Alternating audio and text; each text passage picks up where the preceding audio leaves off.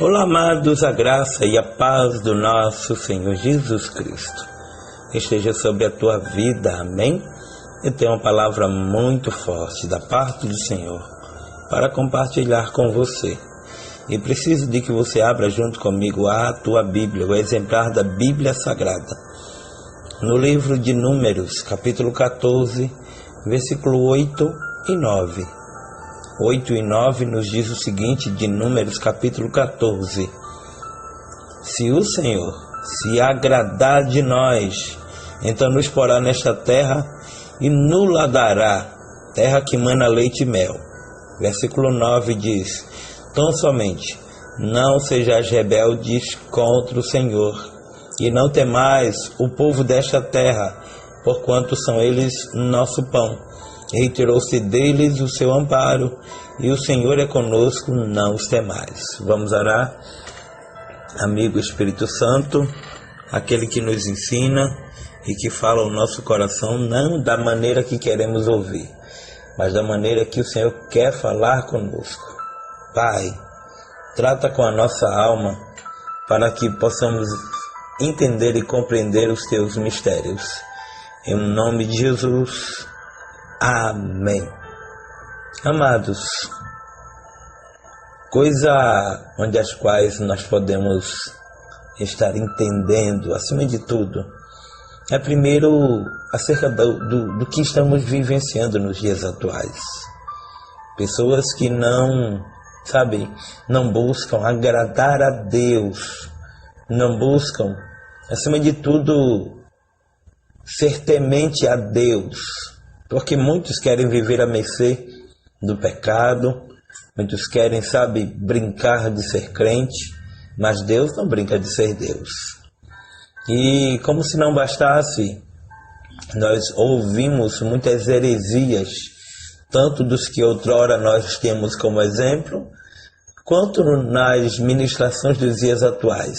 Muitos estão sem contexto bíblico, criando fábulas, criando coisas que a gente fica até meio que dizendo, como pode isso?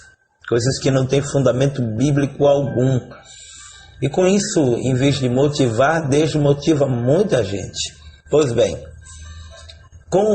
concernente a esse contexto, nós precisamos tão somente entender de que este capítulo começa dizendo que toda a congregação de Israel começou a chorar em voz alta. Todos eles se queixaram contra Moisés e Arão e falaram coisas do tipo assim: que me dera que nós tivéssemos morrido no Egito ou nesse deserto. O maior erro de um cristão é achar que no Egito ele teria paz ou seria feliz.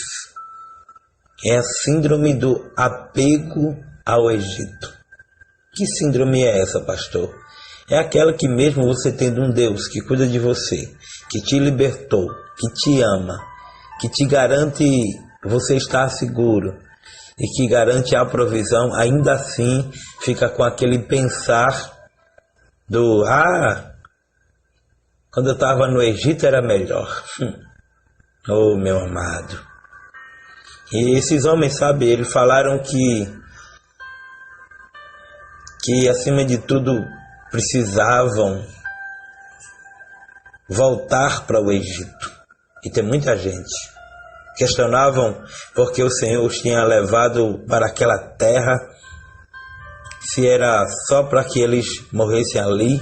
E era sempre as interrogações, as indagações, cobrando a Moisés, cobrando a Arão, dizendo, olha, por que o Senhor nos trouxe para cá?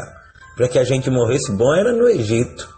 E hoje em dia tem gente que está na presença do Senhor, é crente, vive bem espiritualmente, e qualquer luta ou qualquer perturbação na mente, fica culpando a Deus, e fica querendo voltar para o Egito, dizendo que no Egito era melhor, só que não, era só ilusão, e ainda é. E o mais interessante é que eles falavam direto que tinha que escolher um outro chefe, porque Moisés, não sabia lidar com aquele povo. Então Moisés e Arão se prostraram com o rosto em terra diante de toda a assembleia dos israelitas. Josué e Caleb, que estavam com os homens que foram espiar a Canaã, como fala-se no capítulo 13, e é interessante por quê? Porque nada vem, sabe, nada cai do céu se a gente não fizer esforço espiritual. Porque a terra que eles estavam à procura é interessante porque foram 12 espias. 10 trouxeram o relatório dizendo as dificuldades, mas 2 diziam que com certeza nós podemos sempre ver que eram Josué e Caleb. Por quê?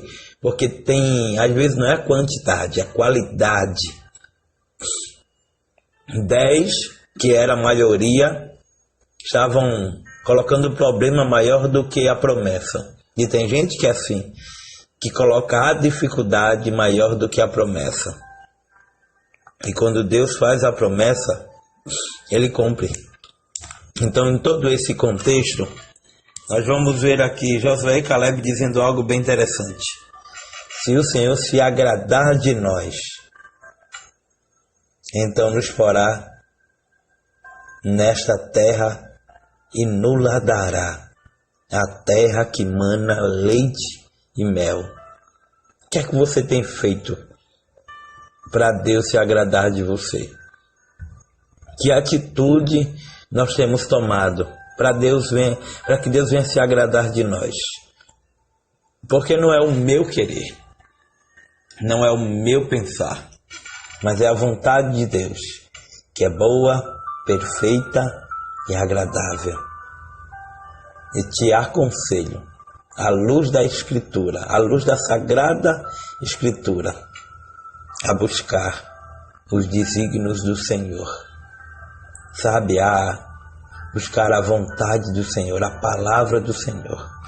E certamente nós vivenciaremos muitos milagres da parte do Senhor. Mas não é porque eu quero, é se o Senhor se agradar. Se o Senhor se agradar de nós, então nos porá. Quem vai colocar não é o homem, é Deus. E outra coisa, tão somente não sejais rebeldes.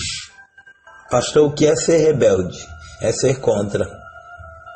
É ser contra tudo que faz crescer a obra de Deus. Crescer, eu estou falando de um crescimento espiritual, de um crescimento onde a qual não seja, acima de tudo, uma igreja inchada, porque aí tem igreja por aí que está inchada, que inchou, que digamos, cresceu materialmente, mas morreu espiritualmente. Nesses lugares é que habitam os rebeldes, pessoas que na verdade querem pagar e querem ditar como tem que ser a obra. Mas ainda existem Josués e Calebes que não temem aos gigantes e que trazem um relatório correto. Amém? Será que Deus pode se agradar de você? Será que Deus está lá de cima olhando e dizendo: como eu me orgulho dele, como eu me orgulho dela? Responda para você mesmo, porque não estou aqui para julgar a seu ninguém. Primeiro eu preciso me examinar, para que depois eu possa falar aquilo que Deus tem outorgado nos falar. Amém? Nunca se esqueça que Deus sonda o meu e o teu coração, conforme cita o Salmo 139. Que Deus possa abençoar a tua vida.